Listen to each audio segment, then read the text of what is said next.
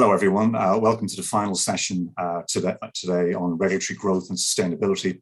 I'm chairing the panel. My name is Michael Hoey. I'm the chairperson of HALE, which is a Tier 3 AHB that provides housing and individually tailored services to people, primarily with severe and enduring mental health difficulties, to help them to integrate and live independent lives in the community. I've been on the board quite a while, and so I'd make three brief observations before we kick off. Three recurring themes in the last 5 to 7 years has been the Voluntary Regulation Code. In my view, it really provided a robust framework for AHBs. I think it was embraced by all well-governed AHBs, and it was a guiding light for boards and new board members. I hesitate to say it made it easy for us, but it gave us very strict framework to pay attention to. The sector has experienced unprecedented growth in the last 5 years, and now that's set to accelerate further with Housing for All. And sustainability, or ESG, I would say, has been on the radar for boards for many years, but I think it's fair to say that it's still not the dominant theme on our risk registers. Fortunately, this afternoon, we have expert contributions in all three of these areas, which we're looking forward to. And before we kick off, I introduce our first speaker.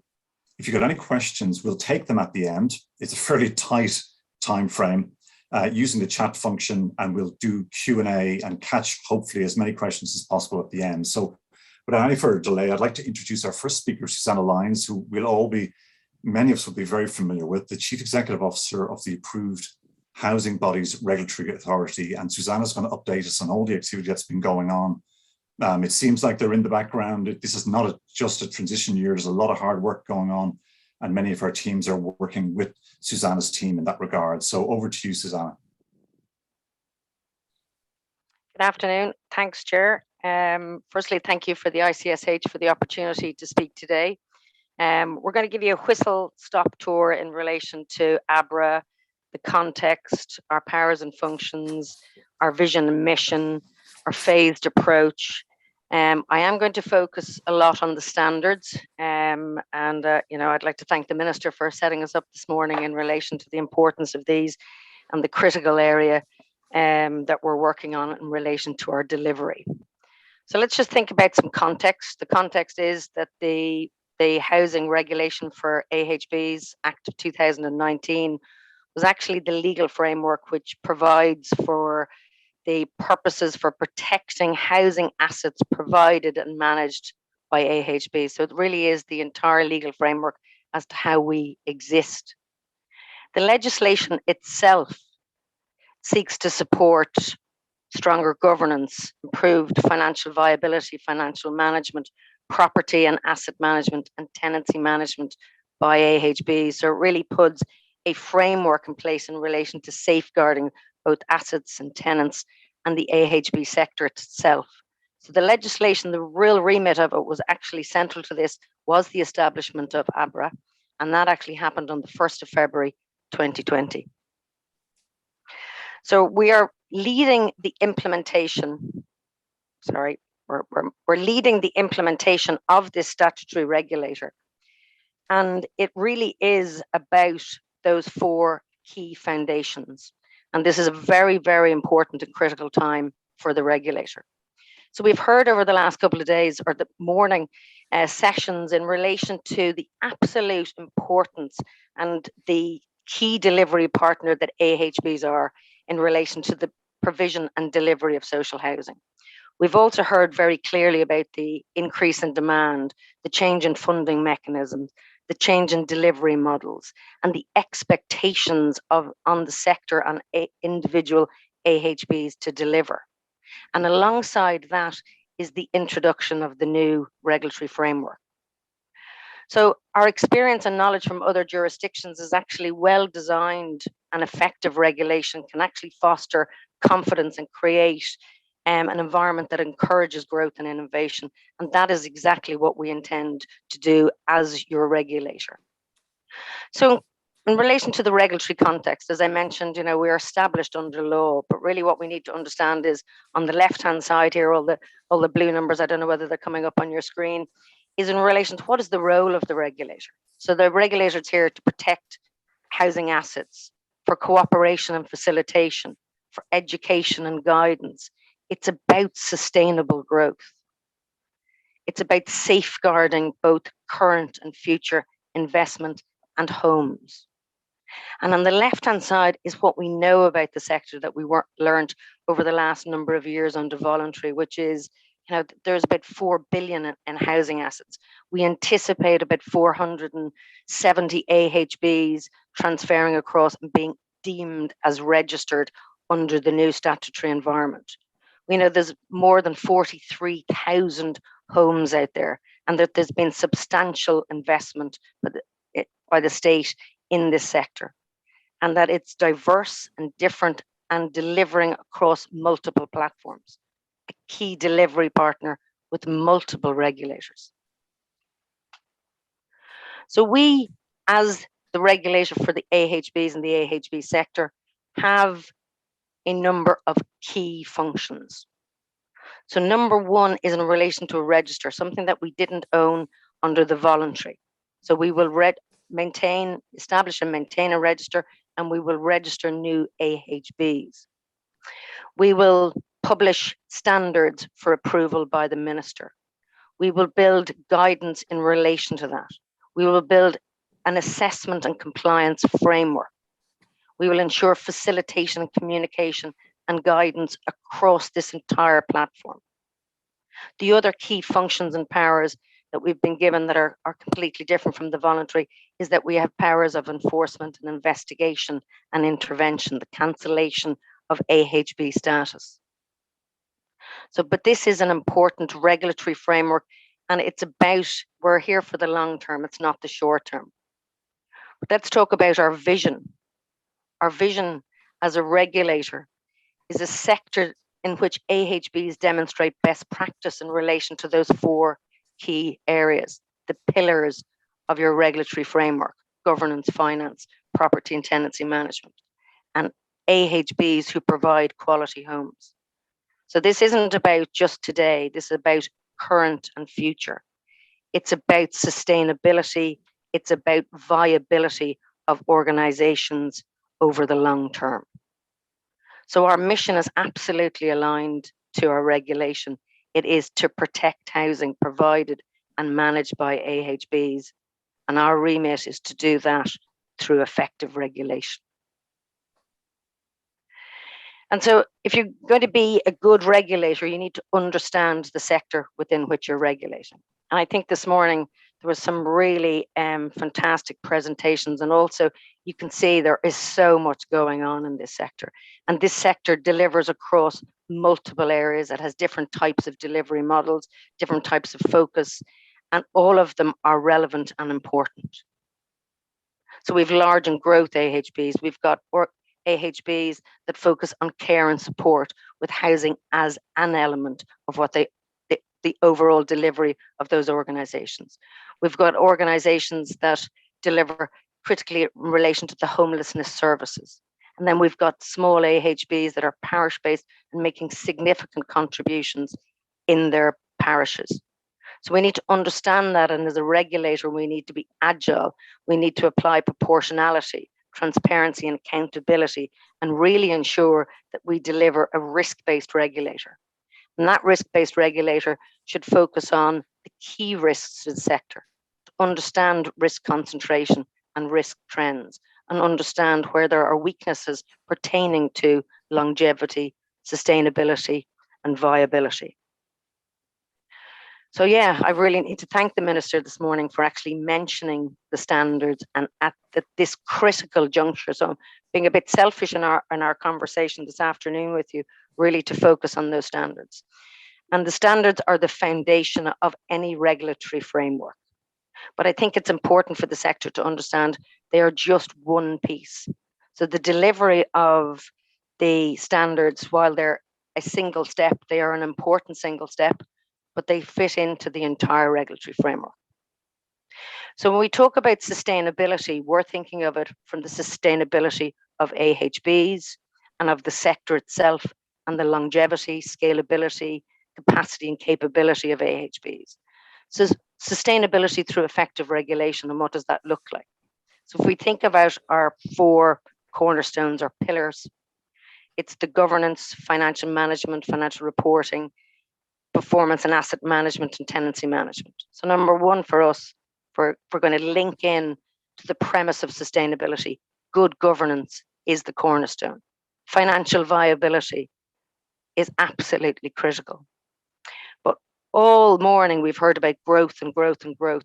But as your regulator, we need to also focus on the provision and management of existing homes. We need to make sure that organizations demonstrate viability in the short, medium, and long term.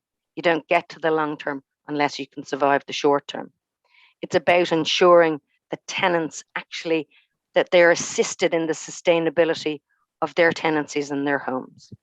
And that all of this growth that we're talking about and all this very exciting thing that's been done in the background, this extraordinary delivery that's anticipated, is that this is done in a planned and sustainable manner.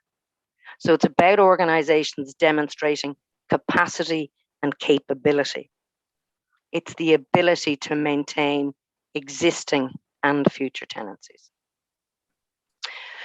So we're on our own journey in relation to this, and we've had a very interesting year so far. And we've been on an extraordinary journey in relation to communication and awareness, and this completely goes across the thing. So it's absolutely a phased approach. Your regulator will not turn up in a big bang. There's a huge amount of work that we're doing in the background. In relation to our strategic statement, in line with our legislation, that was submitted to the Minister at the end of July. We are awaiting approval of that, and then it'll be laid before the Houses of the Oireachtas. And once it goes through those various stages, it will then be published for the entire sector. At this moment in time, at this juncture, we're in the middle of drafting standards. I'm going to talk a little bit about that in a minute. The next phased step, so these are all steps that we're delivering, is in relation to guidance and education. So what we will do is, once the Minister has approved the draft standards, we will then issue guidance pertaining to those standards, and we will have a whole series of guidance and education. And also then, as I mentioned, it forms part of the wider regulatory framework and approach that our board is working very hard in the background to deliver. But really what you're talking about here is all of this build and implementation, is that really that you'll have an agile and flexible regulator that matches the diversity and the key changes that are happening within the sector. And another key message we really want you to hear is that all of these stages, we will communicate with the AHB sector and make sure that you understand what it is we're building, and that we provide you with the opportunity to give us feedback to improve where we can. So a regulatory framework, I just wanted to give you a sense of what it looks like and what we're building. So the register, as I'd mentioned in previous calls, is that it's like the window into the soul. So this isn't voluntary. We are the regulator for all approved housing bodies. So as I mentioned, it's about 470 with 280 under voluntary. So we need to do a significant amount of work in relation to data and collection and analysis and categorization of AHBs. The tier 1, tier 2, tier 3 will not apply as we move forward. We're in the middle of building the standards, and we have a significant amount of input we'll be seeking from the sector, and I'll just go through that in a minute. It's about education and guidance. And then we're going to move into the next phase, which is in relation to assessment and compliance, which I know is the only area that everybody wants to know, but when is it going to happen? We're still building out what will it look like? What's the most effective way to be an agile, flexible regulator in this new statutory environment? We're thinking about things like planned investments, assessments, ad hoc, facilitation and communication. As you can see, there's a theme here. This regulator will communicate, communicate, and communicate. And the other key thing that we will do is in relation to working with other regulators for administrative cooperation. So we've already set up monthly, quarterly calls with other regulators as part of our remit. So as I said, this is the selfish part. This is about getting the message out. On the 1st of October, we will publish the draft standards for representation. They will remain up for representation from the 1st of October to the 29th of October. We will hold a series of webinars from the 5th to the 12th of October, with AHBs, and we've already issued that, and all of this information is available on our website. And similar to the Minister this morning, we absolutely encourage AHBs to actively participate in the representations.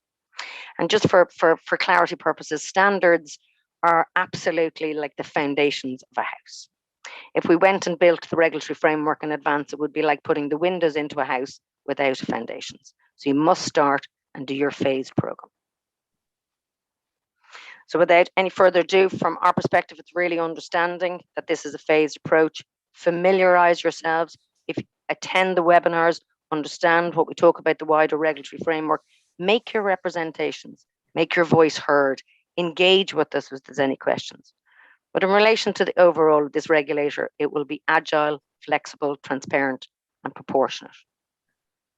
But the pillar stones will be governance, financial viability, a focus on tenants, and property and asset management, because they lead to sustainable organizations. Thank you very much. Great. Susanna, thank you very much for that. Our next speaker, Sharon Cosgrove, is the Chief Executive Officer of Oaklee Housing. Sharon is going to provide us with a practitioner's view, I guess, sort of from the coalface on the challenges the sector has faced in recent years, and present her view on how the AHB sector might evolve in the context of statutory regulation and housing for all. So over to you, Sharon.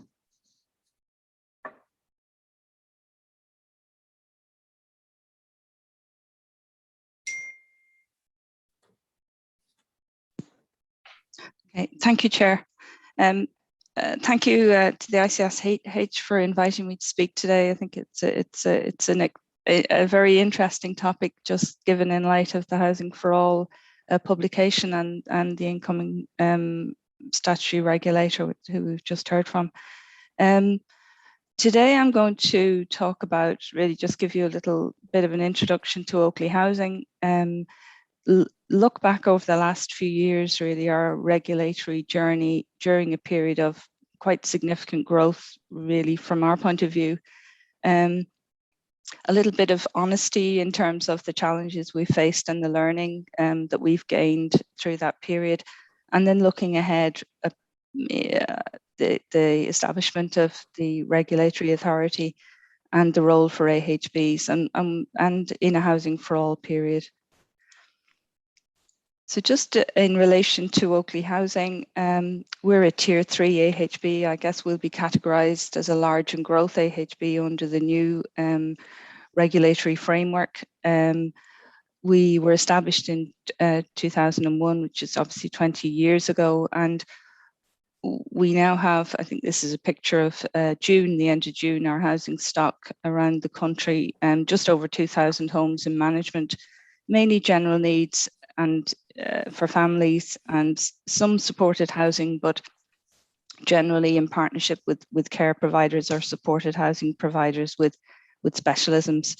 We have stock across 18 counties, the east, the border counties, the Midlands and the Southwest. And we've been, like many others, going through a journey of getting our act together in relation to the voluntary code over the last number of years. So in our current strategic plan, we're just in year 2 of that. We have 3 overall strategic goals. One is to deliver exceptional services to our tenants, which we're striving towards. The delivery of new homes. We have a target of about 160 homes per year from our development program, and also we're involved in the first bundle of PPP. And then another important one for us is that we work collaboratively with our partners and stakeholders. And as you'd imagine, tenants are one of our key stakeholders and partners in how we move forward. So just over the last few years, and I sort of call this, like the topic is growth, regulation, sustainability. It's definitely been a balancing act for us. And that's a picture of possibly me on my way to work, trying to juggle a number of things. The sector grew enormously over the last number of years. It's doubled in size, and really Oaklee's been through a similar trajectory of growth. From 2016, we grew from about 600 homes, to, as I said, to about 2,000 now. We have new funders. We brought in some private funding and set up an SPV structure to buy some properties, mainly from the housing agency, from the vacant purchase initiative. We set up this project Acorn, as we call it. We have been balancing things like governance. So governance over that time has changed. Financial viability, property services, and asset management. So those are the things that we've been trying to juggle over that period to try to get all of those things right as we've moved through this period of growth. And I think other speakers have spoken about this, particularly the regulator. The capacity and capability of the organisation has changed as we've gone through that period of growth. So we'd have seen an increase in the size of our team. I think in 2016 it was less than 10. It's over 40 now, getting close to 50.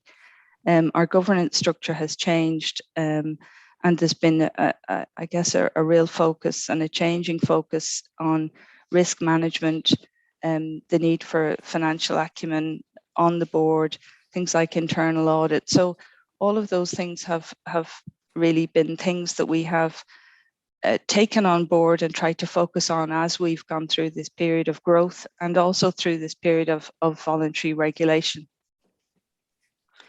So just to, and this is probably what everybody else is quite familiar with, the voluntary code, there was obviously quite a number of standards that emerged over that period that we had to then ensure that we were complying with, or explaining if we were unable, or if some areas were different in our organisation. So the complexity of the annual returns increased as that period went on. So that was part of what we were learning. The one thing I'm sure others have noticed is the annual meetings with the regulators became more in depth, and as the regulatory office became more staffed up with more specialisms, those became quite in-depth examinations of what we were doing for the board and for the executive team as well. As a result of our growth and just new activities and the diversification of funding, we brought in a compliance officer to help us with regulation, to help us report to lenders, and really to improve our management information, our business intelligence as we moved through the last few years. Things that, we've seen notifiable events reporting has changed and become a bit tighter and clearer. And then I guess more recently, we've been one of the organisation where those freedom of information requests. So there's a few other bits where lenders are seeking assessment reports, regulatory reports. So things have, we've definitely been in a very dynamic, changing regulatory environment during this period of growth within Oaklee. So just, I guess I said, I reflected on where we had come from and what we had learned as we'd gone through this period. As I said, the board went through a period of change, bringing in new skills. There was also, as we grew and diversified and developed the Acorn structure and even PPP, the board had to ask very different sorts of questions and quite tough questions and make sure that they were asking the right questions. So when I was thinking about the range of professional advisors the board would have had in 2016, it was probably treasury, legal, but now there was banking, commercial, legal advisors, there's internal audit. There's a whole range of advisors that are now the boards are relying on and asking questions of, so that they can ask the right questions of us as well as a management team. There's been a real focus on risks, and in fact we've brought in consultants on that as well, and our internal auditors help us reflect on whether we've those risks covered off and whether we're looking at them properly. So all of that has sort of gone on during that period. I think at at an organizational level, we've had the competing demands of business as usual versus new stuff, which I think Susanna mentioned, the importance of looking to our tenants and making sure that our properties and our assets are managed properly. We needed to bring in staff at the right time, but make sure that we were able to pay, basically, that the income was coming in at the time, and that we became resilient to sort of shocks, whether it was fire remediation works or COVID over that period. So just going on to the period that we're in, Housing for All, and what it means for AHBs like Oaklee and others. So we know that there's going to be significant growth and delivery expected of us. So we, if we rise to this challenge, what are we going to have to be good at? I think we, the 4 pillars that Susanna mentioned of the regulatory framework are critical to what we're going to do.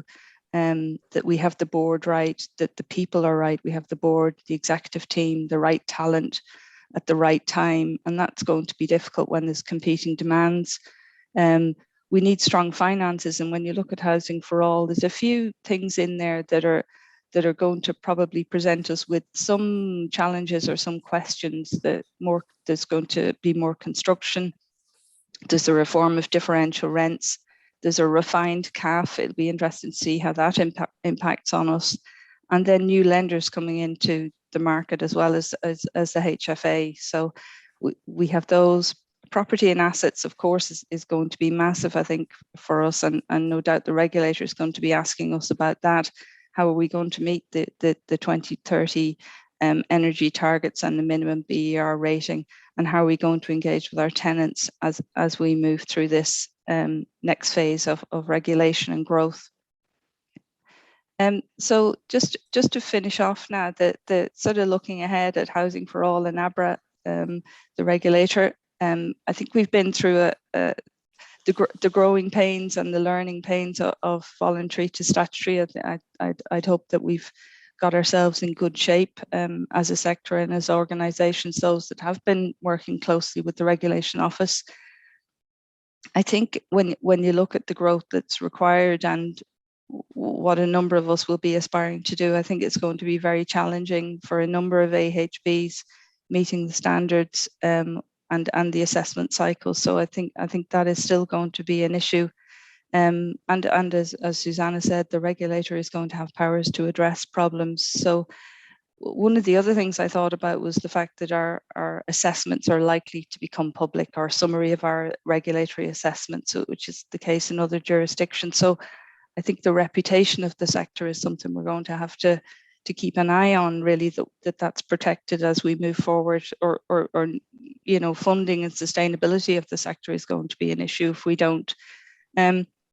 So just to conclude, for AHBs, I think achieving sustainable growth will continue to be a balancing act for us all, and there's a challenge put before us in Housing for All and meeting the requirements of the new framework, the regulatory framework, and I'd hope that we're all ready for the challenge. Thank you very much.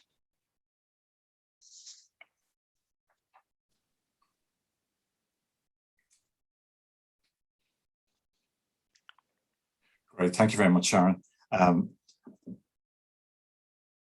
Our next speaker, Sarah Forster, is the CEO and co-founder of The Good Economy.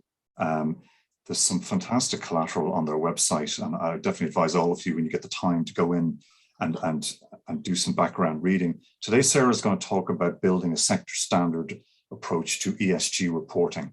So over to you, Sarah. Great, thank you, Mike, and thank you for inviting me to this conference. So yes, I wanted to share the experience we have of building a voluntary standard related to ESG for the housing sector in the UK, which we hope will be relevant to this audience. But first, just, who are we? So we're a relatively young specialist advisory firm, founded in 2016, and our work is really focused on, how do we enhance the contribution of finance and business to more inclusive and sustainable development. And in practice, what we do is work with clients primarily on impact measurement, management and reporting. And affordable housing is a very much a core area of business for us. We're actually working with some of the newcomer investors, bringing equity into the sector, which we recognise can be controversial, but we think there is a role for equity in meeting the housing challenge. And we also work with housing associations. But in addition to our sort of day-to-day services, we also run collaborations. And one that has been really significant for us over the last 18 months has been developing this sustainability reporting standard, which I'm going to talk about today. So this standard, we were actually invited to, because of our work both with the finance sector and the social housing sector, we were invited to facilitate this collaborative project. And what was driving it, and this is sort of happening globally, is this very rapid growth of so-called sort of ESG, environmental, social and governance and impact investing. And what that means is that in the capital markets, traditional investing really has very much been driven by a focus on looking at financial risk and return. But ESG investing also sort of takes into consideration environmental and social and governance factors when making investment decisions. And we're seeing increasingly in the mainstream capital markets this rise in ESG investing. On the left here, you'll see in the sort of equity markets, increasing volumes of sort of asset under management in ESG investing, and the line there, the black line, is the number of PRI signatories. This is the Principles of Responsible Investment. Many, many more firms are now signing up to that. And on the right, which perhaps is more relevant to the housing sector, is the capital market for debt. And these are bonds that are actually being labelled and meeting the reporting requirements to be either a sustainability, social or green bond. And we're seeing very much for the larger housing associations going to the capital markets that they are issuing sustainable and social bonds. So this development of the standard did start, I would say, with a sort of from a sort of fund driver, in the sense that certainly in the UK market, private finance has long played a role in the sector. Most housing associations are raising debt, and some are going to the capital markets and issuing bonds. And now we're beginning to see the rise of sort of equity investment in partnership with housing organisations. And what was happening in the UK market was that finance heads of treasury and finance directors were increasingly being asked to report on their ESG performance. And what was coming down from the sort of mainstream funders were ESG questionnaires that were really built from corporate sustainability reporting, sets of metrics that really were not relevant to the housing sector. And the feeling was, well, hang on a minute, there's a lot of demand for information. Why don't we as a sector come together and create an ESG reporting standard that works for the sector, recognizing that the sector has a very strong story to tell, particularly on the S of ESG, but to do that collaboratively with the finance sector to ensure that it was a standard that would meet what the finance sector needs. So, that is what happened, and I'll take you a little bit through the story of where we ended up.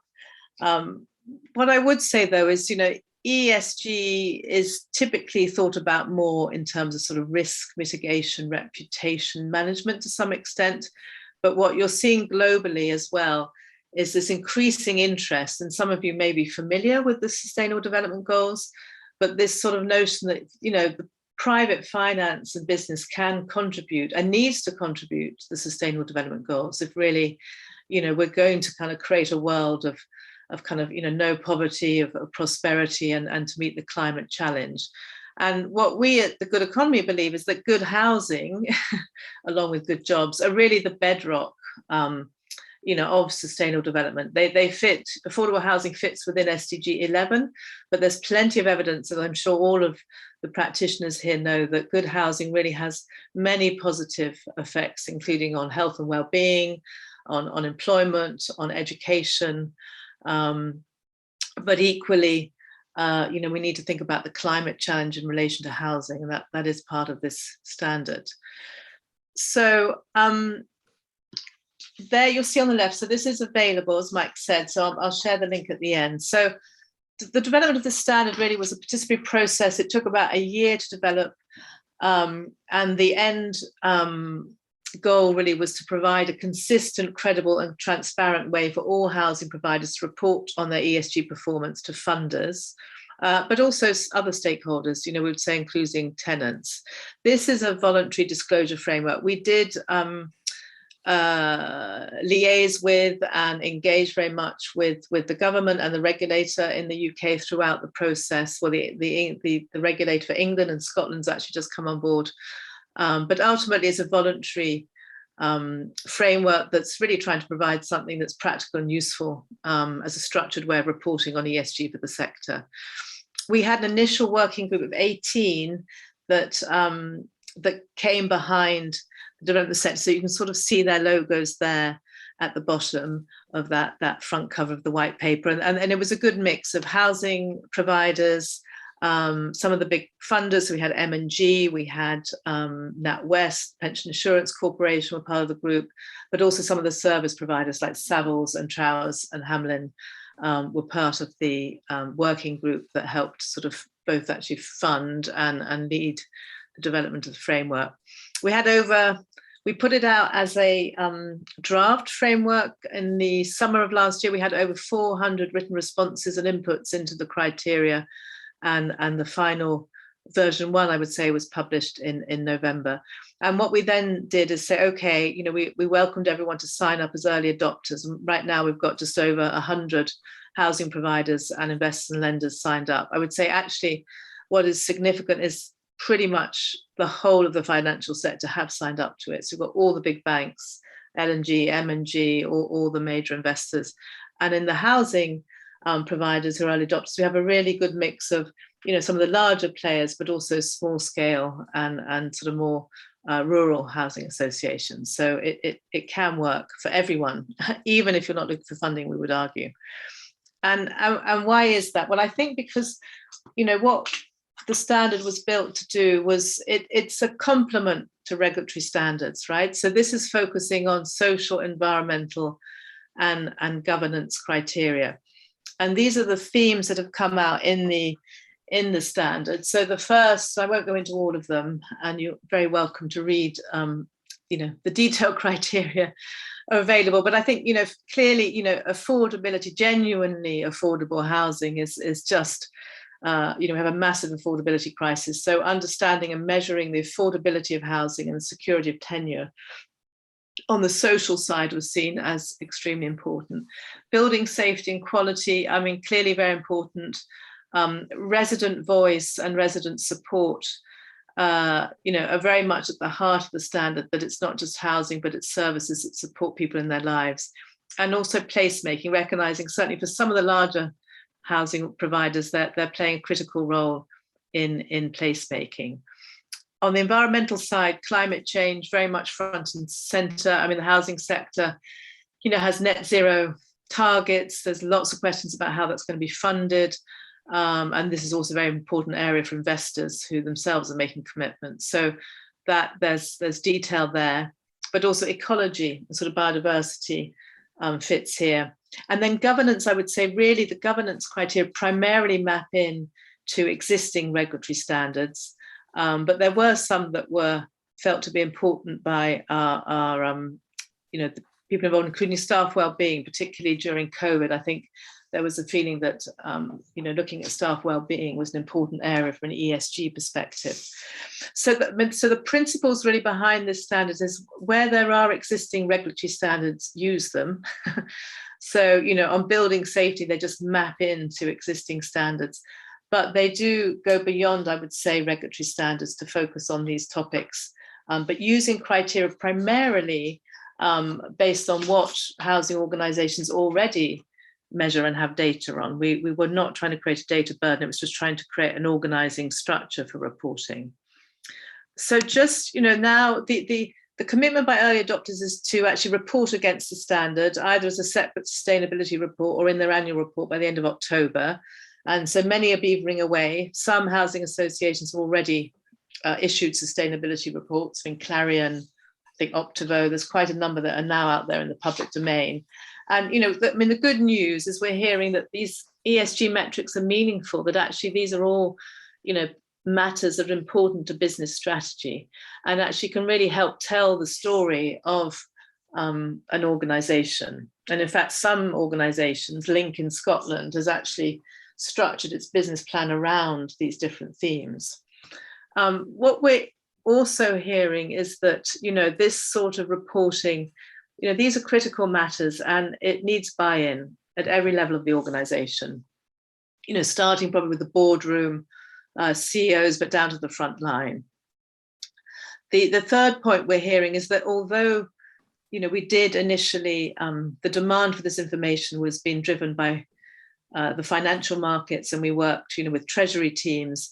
What's great is because of the topics, actually, an unintended consequence is now there's much closer relationships between the environmental teams, for example, the heads of community, with the finance departments, because the criteria relate to all issues. The fourth point is that although there are 48 criteria, only 30 are sort of seen as core, and that these are, any size organizations could report against them. And then finally, often the question is, well, why bother? Does this bring any pricing benefits? And yes, we are seeing that, for those, particularly in the bond market, who've issued sustainable or social bonds, there's been massive demand, and there is have been some discount on pricing. What we're also seeing is the rise of sustainability-linked loans, so where banks will provide some discount, in relation to environmental, social performance, and the standard sets out criteria that can be used for those. So it's very helpful in that regard. So where are we now? So in fact, we've now handed over the sort of governance of the standard to a new organisation called Sustainability for Housing. It's a non-profit organisation, and the first chair is somebody called Brendan Sarsfield, who currently is the CEO of Peabody, but about to step down from that position in 2 weeks' time. And this just sets out really the role of the board. We do see these as voluntary standards right now, but the reality is that accounting standards are moving towards the notion of integrated accounting, reporting not just on financial but also non-financial matters. So over time, these may well be integrated with more mandatory standards. So hence the relationships with regulators is really important. And finally, this I suppose it'd be great to, is this useful in your context? We had some chats actually with a few people about whether it'd be worth developing a sustainability reporting standard for Ireland, bringing together the sector and private sector providers of capital here. I'm learning now, just hearing about the regulatory standards. There's obviously a lot happening there. Maybe there's some tie-in or linkages there. But ultimately, I think this focus on the sort of social, environmental, and underpinned by governance is really about, it's about building the resilience and sustainability of the sector and housing organisations for the good of all sectors. And we think in that regard, it can be helpful. So I'll stop there. I'll share with you, if anybody's interested in hearing more, one of my colleagues who's deep in the weeds of the standard you could be in touch with him or myself. And there's a website that's dedicated to the standard and has information on there. So yes, many thanks.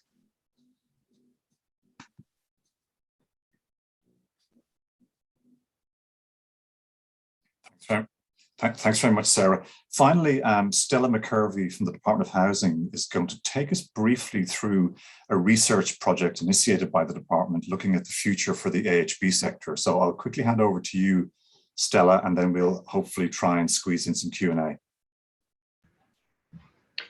Thanks, Michael, and I'd like to thank the ICSH for the invitation to speak to you today. I'd also like to thank Susanna, Sarah and Sharon for giving me this opportunity to tag in at the end of their presentations. My presentation is 1 slide long, so it shouldn't take too long. Yes, so the department commissioned a research project earlier in the year the Housing Agency has been commissioned to research the role, contribution and future development of the approved and voluntary housing sector in Ireland. Some of you may have already been contacted by the Housing Agency, but the core elements of the research will include engagement with the sector itself, with local authorities and other key stakeholders, and it's basically to investigate, I suppose, the perceptions of stakeholders' roles and relationships relating to the provision of housing by the sector, and including the sector's own view of what their role is.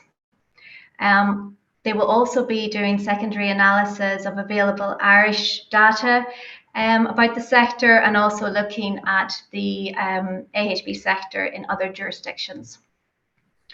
They will also be doing interviews with many of the key stakeholders, including those who provide care and support services, who provide finance, etc. And also there is going to be a survey. It will be available both on the web, and also they will be sending out hard copies of the surveys to all 470 AHBs currently listed on the department's AHB register. And what are we expecting or anticipating that the research will do? Well, it will help to identify the challenges that the sector is currently facing and provide the department with real, I suppose, a knowledge base, assigned basis for looking and reviewing these challenges in a strategic and cohesive manner, along with the review and reform of other housing policies. It will also, I suppose, encourage the sector to look inward. The Minister O'Brien mentioned this earlier in his address this morning, to become more self-sufficient and to be looking for opportunities to collaborate and to be more innovative, to be even more efficient in certain delivery models. And then also it will likely identify recommendations to amend certain aspects of the operations of various programs for the delivery of housing available to the sector. I just wanted also to update you in relation to the review of the department's AHB register. As Susanna mentioned earlier in her presentation, there are currently 470 AHBs listed on the department's register. We have another cohort, a small cohort of AHBs that we are currently looking at. Just to give you, I suppose, an overview, or we started with 555 last year, and through due diligence and engagement with both the sector and, again, the various stakeholders, we've been able to recommend the rescinding of the approved status granted under the 1992 Housing Act.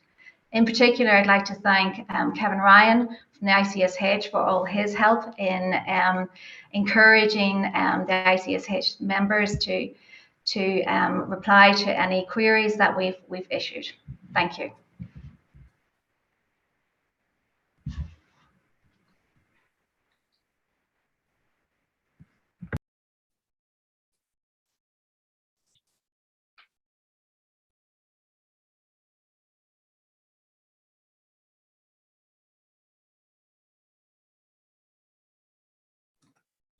Hello.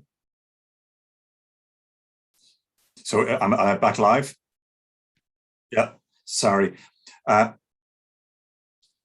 Great, guys. Stella, thank you for that.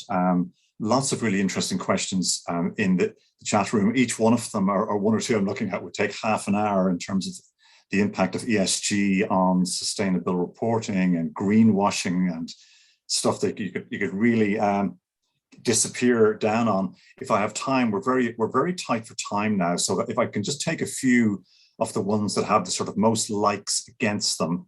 And Susanna, I think you may well be in the frame for some of these. What is the regulator's vision or view for encouraging tenant-resident participation in the design and delivery of services provided by AHBs. Is that sort of engagement from the bottom up something you have a strong view on? The regulator will absolutely, as part of the tenancy management by AHBs, be asking that question of AHBs, how they can demonstrate and evidence their work with tenants, and ensuring, when we used to go around and do road shows and actually see people, would say, know your tenants, they'll know your houses.